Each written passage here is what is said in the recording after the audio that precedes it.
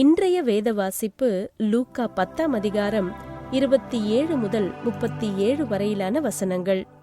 அவன் பிரதியுத்தரமாக, உன் தேவனாகிய கர்த்தரிடத்தில் உன் முழு இருதயத்தோடும் உன் முழு ஆத்துமாவோடும் உன் முழு பலத்தோடும் உன் முழு சிந்தையோடும் அன்பு கூர்ந்து உன்னிடத்தில் அன்பு கூறுவது போல பிறனிடத்திலும் அன்பு கூறுவாயாக என்று எழுதியிருக்கிறது என்றான்.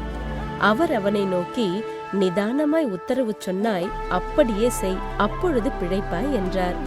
அவன் தன்னை நீதிமான் என்று காண்பிக்க மனதாய் இயேசுவை நோக்கி, எனக்கு பிறன் யார் என்று கேட்டான். இயேசு பிரதியுத்தரமாக, ஒரு மனுஷன் எருசலேமிலிருந்து எரிகோவுக்கு போகையில் கள்ளர் கையில் அகப்பட்டான். அவர்கள் அவன் வஸ்திரங்களை உரிந்து கொண்டு அவனை காயப்படுத்தி குற்றுயிராக விட்டு போனார்கள். அப்பொழுது தற்செயலாய் ஒரு ஆசாரியன் அந்த வழியே வந்து அவனை கண்டு பக்கமாய் விலகி போனான். அந்தபடியே ஒரு லேவியனும் அந்த இடத்திற்கு வந்து அவனை கண்டு பக்கமாய் விலகி போனான்.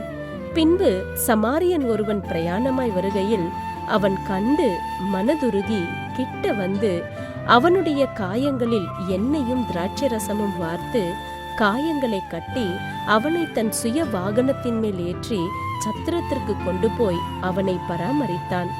மறுநாளிலே தான் புறப்படும் போது 2 பணத்தை எடுத்து சத்திரத்தான் கையில் கொடுத்து, நீ இவனை விசாரித்துக்கொள், அதிகமாய் ஏதாகிலும் இவனுக்காக செலவழிந்தால் நான் திரும்பி வரும்போது அதை உனக்கு தருவேன் என்றான்.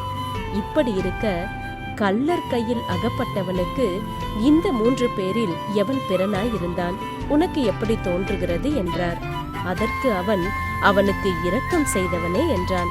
அப்பொழுது இயேசு அவனை நோக்கி, நீயும் போய் அந்தபடியே செய் என்றார். இன்றைய நற்செய்தி மான்ஸ்ட்ரோ என்ற பொன்மீன். லாசிஸ்கார் தனது ஊரில் இருந்த செல்ல பிராணிகள் கடையில் இருந்தபோது தொட்டியின் அடியில் ஒரு மீன் சோர்ந்திருப்பதை கண்டாள். அதன் செதில்கள் கருப்பாக மாறி அதன் உடம்பில் காயங்கள் ஏற்பட்டிருந்தது.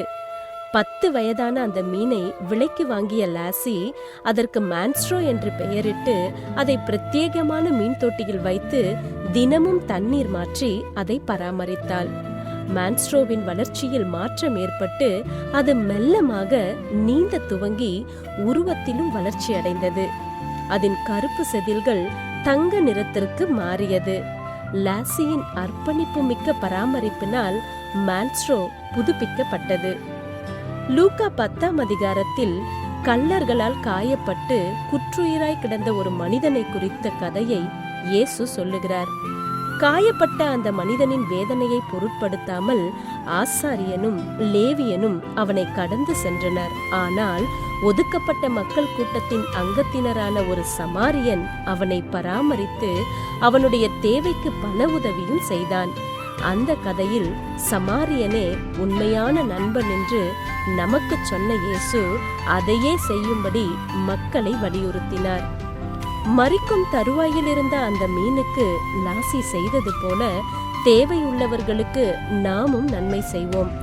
ஆதரவற்ற, வேலை இல்லாத, செயலிழந்த, தனிமையில் இருக்கும் நண்பர்கள் அநேகர் நம்முடைய பாதையில் இருக்கிறார்கள். அவர்களின் சோகத்தை கண்டறிந்து அவர்களை அக்கறையோடு பராமரிப்போம். அன்பான வாழ்த்துகள், பகிர்ந்து கொள்ளப்பட்ட உணவு, சிறு பண உதவிகள் ஆகியவற்றின் மூலம் எல்லாவற்றையும் மாற்றக்கூடிய தேவ அன்பை மற்றவர்களிடம் பகிர்ந்தளிக்கலாம்.